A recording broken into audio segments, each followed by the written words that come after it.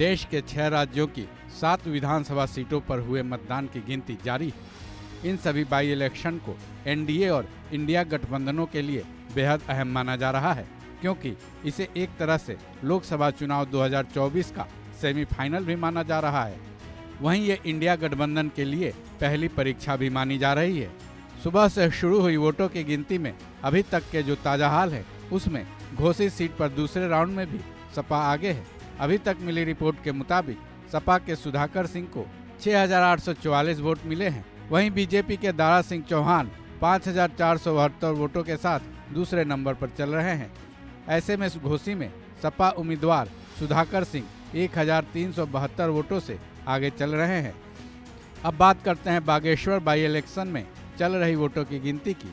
Bageshwar seat पर दूसरे round में भी कांग्रेस ही आगे चल रही है। हालांकि यहां बीजेपी की हालत सुबह के मुकाबले कुछ तो ठीक हुई है। बीजेपी ने वोटों का अंतर तो कम कर दिया है।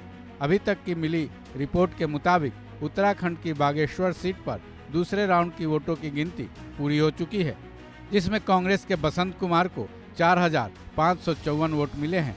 वहीं बीजेपी की पार्वती दास को 4,359 वोट मिले हैं। ये आंकड़े बता रहे हैं कि बागेश्वर सीट पर कांग्रेस और बीजेपी में कांटे की टक्कर चल रही है। अब चलते हैं पूर्वोत्तर राज्य त्रिपुरा की तरफ, जहां के धनपुर सीट पर वोटों की गिनती का हाल जान लेते हैं। पहले चरण के वोटों की गिनती के मुताबिक धनपुर सीट पर बीजेपी आगे चल रही है। अभी तक मिली रिपोर्ट के मुताबिक बीजेपी के उम्मीदवार 5,341 वोटों के साथ भारी अंतर से आगे चल रहे हैं। यहां बीजेपी सीपीआईएम के उम्मीदवार से 4,065 वोटों से आगे चल रही है। वहीं दूसरे नंबर पर सीपीआईएम, जिनके उम्मीदवार को अभी तक महज 1,276 वोट ही मिले हैं। वहीं साउथ स्टेट केरल की पुथुपल्ली सीट का भी अब हाल जान लेते हैं। यहां पहले राउंड की वोटों की गिनती में कांग्रेस 2,000 से ज़्यादा वोटों से आगे चल रही है। यहां कांग्रेस को 5,699 वोट हासिल हुए हैं।